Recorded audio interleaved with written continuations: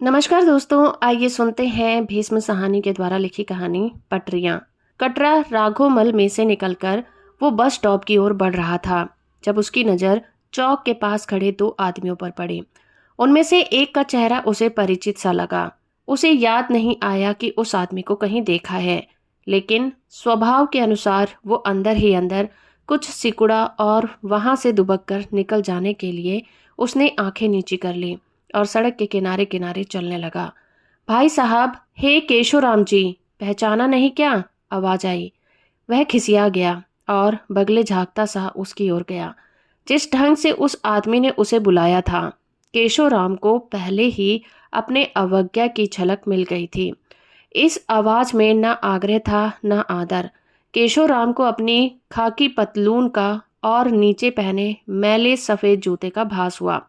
कहिए, कहाँ चले जा रहे हैं इस वक्त? मुझे पहचाना या नहीं? उसने क्षीण सी मुस्कान से फिर उस आदमी के चेहरे की ओर देखा। वो अभी भी उसे पहचान नहीं पाया था। इनको जानते हो ना? उस आदमी ने अपने साथी से केशोराम का परिचय कराते हुए कहा। चोपड़ा साहिब के दामाद हैं। तीसरे आदमी ने औपचारिकता से हाथ आगे बढ़ा दिया। चोपड़ा साहब को जानते हो ना? वह मेरे बड़े मेहरबान रह चुके हैं। अंबाला में हमारे सुप्रिटेंडेंट हुआ करते थे। पर उस आदमी को कोई दिलचस्पी नहीं थी, न चोपड़ा साहिब में, न किसी खाकी पतलून वाले उनके दामाद में। उसने हाथ मिलाने के बाद आंखें फेर ली। केशोराम को लगा जैसे चिथड़े की तरह उसने उसे सड़क के किनारे फेंक दिया है। चोपड़ा साहब आजकल कहाँ पर हैं? यहीं पर हैं, केशोराम ने विनम्र धीमी आवाज में कहा। अच्छा, यहीं पर हैं। केशोराम को लगा जैसे चोपड़ा साहब के यहाँ होने से उनका कुछ महत्व बढ़ गया है। मैं जरूर दर्शन करने आऊंगा। आजकल किस पोस्ट पर हैं? सर्विस से तो रिटायर हो चुके हैं, लाजपत नगर में रहते हैं। उस व्यक्ति की आंखों में हल्की सी आग्रह की झलक जो क्षण भर पहले मिली थी, रिटायर शब्द सुनकर बुझ गई। केशोराम ने झट से जोड़ा, लाजपत नगर में रहते हैं, वहीं पर अपना बंगला बना लिया है। अपरिचित की आंखों में आग्रह की झलक लौट आई। लाजपत नगर में बड़े आदमी बंगला बनाते हैं, और जिस आदमी ने लाजपत नगर में अपना घर बना लिया है वो अभी भी अच्छी पोजीशन पर होगा। केशोराम को लगा जैसे परिचित के नजरों में उसकी स्थिति बेहतर होने लगी है। प्रतिष्ठा का पारा धीरे धीरे ऊपर उठने को लगा था। ससुर के बड़प्पन की लौ लाजपत नगर से चलकर यहाँ कटारा राघोमल में उस पर पड़ने लगी है। मैं जरूर मिलने आऊंगा। और उसने जेब में से हरे रंग के सुनहरे फ्लिप वाली नोटबुक में चोपड़ा साहब का पता और टेलीफोन लिख लिया। और सुनाइए, आपका क्या हालचाल है? क्या शगल में आजकल? केशोराम का दिल बैठ गया। इसी प्रश्न से बचने के लिए वो कन्नी काट रहा था। इस प्रश्न से परिचित था। दिन में बीसियों बार लोगों की आंखों में दिलचस्पी की हल्की सी चमक को जगते बुझते देखा करता था। वही इंपोर्ट एक्सपोर्ट का काम करता हूँ, उसने बैठती सी आवाज में उत्तर दिया। वही प्रतिक्रिया हुई जिसका उसे डर था। उस व्यक्ति की आंखों में आग्रह की चमक बिल्कुल बुझ गई। भाव शून्य आंखों से उसके चेहरे की ओर देखता हुआ वो बड़प्पन के अंदाज में बोला, अच्छा, अभी तक वहीं टिके हो? केशोराम पर घड़ों पानी पड़ गया और केशोराम को लगा जैसे उस आदमी की नजर नीचे और केशोराम के कपड़े पर से होती हुई उसके जूतों पर जा पहुंची है। अपने व्यवसाय के बारे में केशोराम जानबूझकर इंपोर्ट एक्सपोर्ट शब्द का प्रयोग करता था। इंपोर्ट एक्सपोर्ट एक व्यापक शब्द है जिसमें लखपति भी आते हैं और अठन्नी सैकड़ा कमाने वाले दलाल भी, और इंटेंट का व्यापार करने वाले उस जैसे कमीशन एजेंट भी। ये वैसा ही था जैसे प्राइमरी स्कूल का अध्यापक भी कहे कि वो शिक्षा विभाग में काम करता है और विश्वविद्यालय का वाइस चांसलर भी कहे कि वो शिक्षा विभाग में काम करता है। पर केशोराम को लगा जैसे वो आदमी स्थिति को भांप गया है और उसकी पोजीशन को समझ गया है। चलिए, घर का काम है, क्या बुरा है उसने कहा, और फिर पहले जैसी सरपरस्ती के अंदाज में जेब में से गोल्ड फ्लेक की डिबिया निकालकर केशोराम को सिगरेट पेश की। केशोराम को लगा जैसे उसे तिरस्कृत करने के लिए, अपने और उसके बीच का अंतर दिखाने के लिए ही सिगरेट पेश की जा रही है। जी नहीं, आप पीजिए। उसे लगा इंटरव्यू समाप्त हो चुका है और उसे विदा हो जाना चाहिए। सड़क के किनारे किनारे चलते हुए केशोराम को लगा जैसे वो पैर घसीटकर चल रहा है। उसे अपनी स्थिति के बारे में सोचकर वितृष्णा हुई। पहले भी पैर घसीटता था, आज भी पैर घसीटता हूँ। वर्षों से पैर घसीटता चला आ रहा हूँ। जिंदगी में कुछ बना बनाया नहीं है। सारी जिंदगी मिट्टी हो गई है। दिन में 24 घंटे उसे अपनी वास्तविक स्थिति का बोझ रहता था, मानो उसकी कोई तीसरी आंख हर वक्त खुली रहती हो और सारा वक्त उसकी वास्तविक स्थिति को झांकता रहता हो। अभी तक वहीं पड़े हो? केशवराम ने उस आदमी का वाक्य मन ही मन दोहराया और खिन्न हो उठा।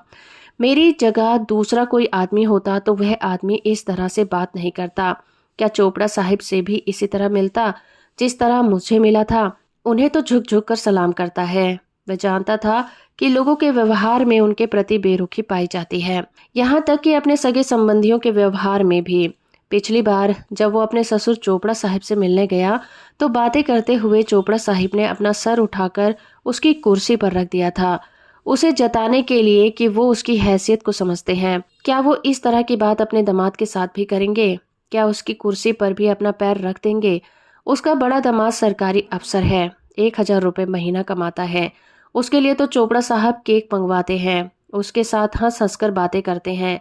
केशवराम जाए तो उसे लेक्चर देते हैं। बस स्टॉप पर भी उसे एक परिचित चेहरा नजर आया और केशवराम को लगा जैसे उसने केशवराम को पहचान कर मुंह फेर लिया है। क्या मैं अफसर होता तो यह इस तरह मुंह फेर लेता? बस के डंडे के साथ झूलते हुए केशवराम को अपनी पत्नी की याद आई। उसकी आंखों में भी उपेक्षा उतर आई थी। अब उसकी पत्नी को उसकी हर आदत अखरने लगी थी। वो खाना खाते समय सालन ज्यादा खा जाता था। किसी जमाने में उसकी पत्नी हंसकर उसकी ओर कटोरी में और सालन डाल दिया करती थी। तब उसकी पत्नी की आंखों में उसके भविष्य के बारे में हल्की सी आशा की चमक रहा करती थी, मानो उसे उम्मीद हो कि एक न एक दिन उसकी स्थिति में परिवर्तन आएगा। फिर एक दिन सहसा उसने उस चमक को बुझते देखा। उसे वह क्षण याद आ गया था जब वो चमक बुझ गई थी और उसकी पत्नी ने उसकी ओर से मुंह फेर लिया था। उस रोज वह सुबह के वक्त चौके में से पत्नी के साथ बैठा चाय पी रहा था। तब वो शहर की एक सकरी गली में 2 कमरों का घर लेकर रहने लगे थे। उनकी पत्नी आंगन के ही कोने में रसोई किया करती थी। आंगन की छत में लोहे की सलाखों की झरझरी लगी थी, जिसमें से रोशनी छन छन कर नीचे आया करती थी। सुबह नाश्ते के वक्त जरूर झरझरी में से पानी गिरता था। ऊपर रहने वाले किराएदार की पत्नी अपना आंगन धोती थी और किराएदार उसके किसी सेठ का दूर का संबंधी था। जब पानी गिरता था तो वह उठकर ड्योढ़ी की दहलीज पर बैठ जाया करता था। पर उस रोज गंदे पानी के छींटे उसके सिर पर गिरे थे। तब भी वो चुपचाप उठकर दहलीज पर चला गया था। इस पर उसकी पत्नी बड़बड़ाई थी। उसने अपनी पत्नी को डांट दिया था, तुम चाहती हो कि इस छोटी सी बात पर मैं सेठ जी के नाती से दुश्मनी मोल ले लूं। तुम अपना चूल्हा पीछे सरका लो। तभी उसकी पत्नी ठिठक कर उसकी ओर देखने लगी थी और तभी उसकी आंखों में आशा की चमक बुझ गई और उसने उपेक्षा से मुंह फेर लिया था। आगे बढ़ते जाओ जी, आगे बढ़ते जाओ। बाबूजी, खाकी पतलून वाले, आगे बढ़ते जाओ। कंडक्टर की आवाज थी। डंडे को पकड़े पकड़े वो थोड़ा आगे की ओर सरक गया था। क्या चोपड़ा साहब भी इस तरह बसों में धक्के खाते हैं? क्या उनके बड़े दामाद को भी बस में चढ़ पाने के लिए 3-3 बसों के पीछे भागना पड़ता है? इस वक्त वो मजे से मोटर में बैठा अपने दफ्तर में जा रहा होगा। सब दोष मेरी मिट्टी का है और किसी का नहीं। कोई क्या कह सकता है? अगर एमए पास करने के बाद मैं अपना शहर छोड़ देता तो इस वक्त तक जरूर कहीं न कहीं पहुंच चुका होता। उसे अपने बाप पर गुस्सा आया, जिसने अपने सफ़ेद बालों का वास्ता डालकर उसे घर पर रोके रखा था। उसे लगा जैसे इंसान की जिंदगी में कभी कभी एक क्षण आकाश में उतरता है, चमकता हुआ सौभाग्य क्षण, उज्जवल झिमझिमाता हुआ क्षण। आकाश से सारे वक्त ऐसे क्षण उतरते रहते हैं, जिस किसी पर पड़ जाते हैं उसका जीवन खिल उठता है। ऐसा सौभाग्य का क्षण उस पर नहीं उतरा और जो अब तक नहीं उतरा वो आगे क्या उतरेगा। सबसे बड़ी चीज दुनिया में पैसा है, पोजीशन है, बाकी सब ढकोसला है, सब बकवास है। ताकत और पैसे और रोब दाब, इससे बढ़कर कोई चीज दुनिया में नहीं है। जिसके पास पैसा है उसके पास सब कुछ है। बाबू हर गोविंद ने मेरे साथ ही एजेंटी का काम शुरू किया था। आज 3 मकानों का मालिक है। जब जब चाहता हूँ अपने मकान के चबूतरे पर टहल रहा होता है और जेब में से बादाम की गिरिया निकाल कर खा रहा होता है। इधर मेरा घर है कि मैं और मेरी पत्नी बात बात पर एक दूसरे पर चिल्लाने लगते हैं। मुझे गुस्सा आता है तो मैं हाँफने लगता हूँ। एक कमरे से दूसरे कमरे में जाता हूँ, हाथ पसारता हूँ, फिर हाँफने लग जाता हूँ। पत्नी भी हाथ पसार कर कहती है, और चिल्लाओ, चिल्लाते जाओ, बुज़दिल कहीं का, मरदूद, कर कुरा कुछ सकता नहीं, केवल चिल्ला सकता है, और मेरी नाकामयाबियों को एक एक कर मेरे मुंह पर मारने लगती है। आगे सरकते जाओ साहब, आगे सरकते जाओ। बाबू खाकी पतलीन वाले बाबू खाकी पतलून वाले, आगे बढ़ते जाओ। पूरे 11 बजते बजते वो कारखाने में दाखिल हुआ। कारखाना शहर से 5 मील की दूरी पर था। यहाँ पर वो पिछले 3 रोज से किरमिच का 50 गांठ का ऑर्डर मंजूर करवाने आ रहा था, पर अभी तक बड़े सेठ से मुलाकात नहीं हो पाई थी। जय सीताराम जी, उसने क्लर्कों के कमरे में कदम रखते हुए प्रेस बाबू से कहा। प्रेम बाबू अपनी फाइल पर झुका हुआ था। केशोराम जानता था कि वो अभिवादन का उत्तर नहीं देगा। थोक बाजार में बैठने वाले दुकानदार भी उसके अभिवादन का उत्तर नहीं देते थे। जय सीताराम जी कहता हुआ वो दुकान के बीचों बीच सड़क पर रोज गुजर जाया करता था। पतला चेहरे बदन का प्रेस बाबू माशूकों की तरह दफ्तर में काम करता था। अंदर से बड़े सेठ केवल उसी को पुकारते थे, और वो मटक मटक कर टहलता हुआ फाइल उठाकर अंदर जाता था। काम में तेज था। सभी चिट्ठियों के बीच एक और उसी के हस्ताक्षर की चिड़ी बनी रहती थी। बड़े सेठ के दफ्तर में जब किसी को डांटने की आवाज आती, वो फर्श पर फाइल पटकने की, तो क्लर्कों की कलमें लरच जाती थी। क्लर्कों के हॉल कमरे में त्रास छा जाता था, मगर प्रेम बाबू निश्चिंत बैठा रहता था। आज हमारी मुलाकात करवा दो प्रेम बाबू, 3 दिन से यहाँ बैठा हूँ। वह स्वयं कुर्सी खींचकर प्रेम बाबू की मेज के सामने बैठ गया और बैग खोलकर उसमें से अपना इंडेंट बुक निकालकर सामने रख दिया। तभी साहब के दफ्तर के अंदर से जमीन पर रजिस्टर पटकने की आवाज आई और उसके फटकारने डांटने की। एक लर्जिश की लहर सारे कमरे में दौड़ गई। क्लर्कों ने कनखियों से एक दूसरे की ओर देखा। उनकी नज़र साहब के दफ्तर के दरवाजे पर पड़ी। दरवाजे पर लगा पीतल का हैंडल ज्यों का त्यों निस्पंद अपनी जगह पर स्थिर था। उसके बगल में दीवार पर लगी घड़ी भी खामोशी खड़ी थी। 11:30 बजते बजते बम्बई का एजेंट आया। केशोराम उसे वर्षों से जानता था कि उसे बिठाने के लिए प्रेम बाबू उठ खड़ा होगा। बम्बई का सेठ कद में लंबा था, हाथी की तरह धीमे धीमे चलता था, धीमे धीमे बोलता था। केशोराम उसे वर्षों से जानता था। सेठ के ऊंचे कद, बंद गले के लंबे सफेद कोट और कामदार टोपी में भी बड़प्पन था। अगर केशोराम लंबे कद का होता तो उसकी चाल ढाल में भी रोब आ गया होता। केशोराम स्वयं अपनी कुर्सी छोड़कर एक और को हट गया। कहो प्रेम बाबू, अच्छे हो? कहते हुए बम्बई का सेठ कुर्सी पर बैठ गया। केशोराम को लगा जैसे उसे फिर चिथड़े की तरह एक और को फेंक दिया गया है। तभी सेठ ने गर्दन घुमाकर अपनी ओर देखा और मुस्कुराकर बोला, मैंने अपनी कुर्सी छीन ली। नहीं नहीं, इसमें क्या है? केशोराम ने सिर हिलाते हुए कहा। तभी केशोराम के बदन में गरमाइश आ गई, पुलकन भी हुई, भावोद्रेक भी हुआ। केशोराम जितनी जल्दी तिरस्कार को महसूस करता था, उतनी ही जल्दी उसे क्षमा भी कर देता था, बल्कि भावुक हो उठता था। लेकिन 12 बजते बजते केशोराम के कान खड़े हो गए। वातावरण में एक प्रकार का तनाव बन गया। एक धूमिल सा संशय उसके मन में जगा कि उसका अपमान होने जा रहा है। उसे अक्सर इस बात का पहले से भास हो जाता था। हुआ कुछ भी नहीं था, केवल पीछे के दरवाजे में कारखाने के भोजनालय का रसोइया प्रकट हुआ था और धीरे धीरे उसकी ओर चला जा रहा था। कारखाने वालों में यहाँ एक भोजनालय खोल रखा था, साफ सुथरा भोजनालय। नहा धोकर नंगे बदन रसोई पकाने वाला महाराज, जो हाथ जोड़कर बात करता था और जिसके जिस्म पर यज्ञोपवीत लटकता हुआ था, वहां बाहर से आने वाले लोगों को खाना खिलाया जाता था। महाराज बढ़ता आ रहा था और केशोराम के मन का संशय धक धक का रूप लेने लगा था। उसने पास आकर कहा। केशोराम उसे पहले से देख रहा था। बम्बई के सेठ की नज़र उसकी ओर बाद में उठी। चीम लीजिए, भोजन तैयार है। केशोराम को लगा जैसे महाराज उतनी ही विनम्रता से उसे भी निमंत्रण दे रहा है जितनी विनम्रता से मुंबई के सेठ को। महाराज के नम्र निवेदन को सुनकर केशोराम को भूख लग आई। उसने आंखें मिचाकर फिर एक बार महाराज की ओर देखा। अधमुदी आंखें विनम्र निमंत्रण में बिछी जा रही थी। बस जब बम्बई का सेठ उठा तो केशोराम भी उठ खड़ा हुआ, और जब बम्बई के सेठ ने प्रेम बाबू के पास चलते चलते कहा, अच्छा प्रेम बाबू, हम इतने में जी मावे, तो केशोराम ने भी मुड़कर प्रेम बाबू की ओर उसी ढंग से देखा और मुंबई के सेठ के पीछे पीछे भोजनालय की राह ली। हैसियत का स्तर ऊंचा हो जाए तो दिल में गुदगुदी होती है, पुलकन की हल्की हल्की लहरियां उठने लगती हैं। पर 5 ही मिनट के बाद केशोराम लौट आया। पानी पानी पसीना पसीना हीन भाव की सबसे निचली सीढ़ी पर लुढ़क कर आ पहुंचा था। आते ही कुर्सी पर बैठ गया और गठरी की तरह पड़ रहा, कपड़ों के ढेर की तरह। महाराज ने न जाने किस जन्म का बदला लिया था। ऐन भोजनालय के बाहर पहुंचकर घूम गया था। मुंबई वाले सेठ को तो मेज कुर्सी वाले कमरे में अंदर पधारने को कहा और केशवराम को बरामदे की ओर इशारा करते हुए बोला, बाबूजी आप उधर विराजिए, आपके लिए इधर पत्तल लगवा दूंगा। कारखाने के रसोइयों की आंखें भी तौलना जानती हैं।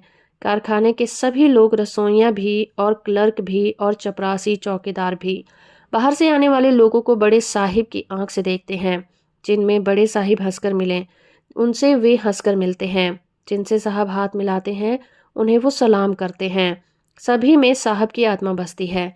वो उसी क्षण भोजनालय से लौट आया था और रास्ते में वो एक बार ठिठक गया था। उसके मन में आया इंडेंट बुक फेंक दे और घर लौट जाए। उसे लगा जैसे रसोइये ने उस पर पेशाब कर दिया है। पर ठिठकना लौट जाना नहीं होता। हम समझते हैं कि ठिठकने वाले क्षण जीवन के निर्णायक क्षण होते हैं, पर ऐसा कुछ नहीं है। यूं तो कोल्हू का बैल भी चलते चलते ठिठक जाता है, रुक भी जाता है, पर मुड़कर कभी नहीं चलता। केशवराम भी दफ्तर में लौट आया था और कुर्सी पर ढेर हो गया था। सब दोष इस खाकी पतलून का था, सब दोष एमए की डिग्री का था, वरना दलाल दुन्नी चंद क्यों पानी पानी नहीं होता। काली टोपी पहने और छोटी सी बही बगल में दुबाए दूनी चंद झट से सेठ की दहलीज पर जा बैठता है। सेठ की रुखाई उसे नहीं चुभती। कोई बहुत रूखा बोले तो दूनी चंद जेब में से तंबाकू की डिबिया और चूना निकालकर तंबाकू की चुटकी फाँक लेता है। तंबाकू की चुटकी से सब तिरस्कारों का डंक टूट जाता है। वो कटरा रातों मल में से निकलने के ख्वाब नहीं देखता। दोपहर हो चुकी। बड़े साहब से मिलने के अभी तक कोई आसार नजर नहीं आ रहे थे। मुंबई का सेठ जेमकर लौटने के बाद सीधा साहब के दफ्तर में चला गया था और अपना ऑर्डर मंजूर करवाकर इधर से ही बाहर चला गया था। तभी केशवराम बैठा बैठा स्वप्न देखने लगा। सभी एजेंट दीवा स्वप्न देखते हैं। सभी वे लोग जो अपनी पटरी से उतरे हैं, जिनकी एक टांग कटरा राधोमल में और दूसरा लाजपत नगर में होती है। उसने देखा कि वो रेलगाड़ी में बैठा है, उसके पास टिकट भी है, पर कारखाने का बड़ा सेठ उसकी सीट पर अपना बिस्तर बिछाना चाहता है और उसे डिब्बे में से निकल जाने को कह रहा है। वो केशवराम को नहीं पहचानता, मगर केशवराम ने उसे पहचान लिया है। केशवराम अपना हरे रंग का टिकट दिखाता है और पीले रंग का रिजर्वेशन टिकट, जिस पर वो लाल रंग की रेखा खींची है। सेठ की ठुड्डी पहले से ज्यादा चौड़ी हो गई है और उसके गाल लटक गए हैं। सेठ हाथ चमकाकर उसे निकल जाने को कहता है, मगर केशवराम टेढ़ा होकर खड़ा हो जाता है और बर्थ के डंडे को पकड़ लेता है। प्रेम बाबू पहुंच जाता है और भोजनालय का महाराज भी, और दोनों उसे धक्के दे देकर निकालने की कोशिश करते हैं, पर डंडे से और ज्यादा चिपक जाता है। महाराज डंडे पर से उसकी उंगलियां खींच खींच कर उतारता है, पर केशवराम डंडे को फिर से पकड़ लेता है। सभी उसे बराबर धक्के दिए जा रहे हैं और तभी गाड़ी चलने लग जाती है। उसके पहिए की घर घर की आवाज आने लग जाती है। बिल्कुल दलालों वाला सपना था, जिसमें दलाल के साहस और पराकाष्ठा तक दिखलाया जाता है। एक धक्के के साथ केशवराम होश में आ गया। उसके शरीर को जरा सा हिचकोला भी लगा, मानो चलती गाड़ी का ही धक्का हो। बाकी का दृश्य तो आंखों से ओझल हो गया, लेकिन घर घर की आवाज अभी भी आ रही थी। उसने प्रेम बाबू की ओर देखा। प्रेम बाबू मुस्कुराए जा रहे थे। क्या बात है प्रेम बाबू? केशवराम ने तुनक्कर पूछा। केशवराम का शरीर गाड़ी में पड़े धक्कों से अभी भी धुना धुना महसूस हो रहा था। सुनते नहीं हो, साहब की मोटर जा रही है। केशवराम को एक और हिचकोला लगा। सचमुच मोटर के इंजन की आवाज थी। केशवराम सहसा उठ खड़ा हुआ। इंडेंट बुक उसके हाथ में थी और वो एक छलांग में जैसे 10 फुट का फासला तय करके साहब के दफ्तर के बाहर जा पहुंचा। दरवाजे पर पहुंचकर वो क्षण भर के लिए ठिठका। उसे लगा जैसे कोई आंधी उसे बहाकर ले आई है। दरवाजे पर लगे पीतल के हैंडल पर उसकी नजर अटक गई थी। उसका हाथ हैंडल तक पहुंचने के लिए इनकार कर रहा था। उसने घूमकर क्लर्क की ओर देखा। प्रेम बाबू ही नहीं, पीलिए का मारा राधे मोहन भी फटी फटी आंखों से उसे देखे जा रहा था। तभी दुस्साहस की स्थिति में न जाने कैसे उसने साहिब के कमरे का दरवाजा खोल दिया और अंदर जा पहुंचा। सीधा शेर की मान में पांव रख दिया। बड़े से दफ्तर के बीचों बीच साहिब खड़ा था, लगभग वैसा ही जैसा गाड़ी के डिब्बे में नजर आया था। गाल लटके हुए, सफेद घुटा घुटा सिर, दफ्तर के बीचों बीच खड़ा अपना कोट पहन रहा था ताकि फाइल पटकने में आसानी रहे। साहिब कमरे के बीचों बीच खड़े थे और बाहर मोटर का इंजन अभी भी चल रहा था। घर घर घर। साहिब मेज पर से कुछ उठाने आए थे। केशोराम को लगा साहिब का कमरा कांच का बना है, बिल्लौर चमकते कांच का जो जगह जगह से चमकता है। तो दोस्तों, अभी आप सुन रहे थे भीष्म साहनी के द्वारा लिखी कहानी पटरियां। उम्मीद करती हूँ मेरा ये प्रयास और ये कहानी आपको अच्छी लगी होगी। वीडियो को लाइक और चैनल को सब्सक्राइब करना बिल्कुल मत भूलिएगा।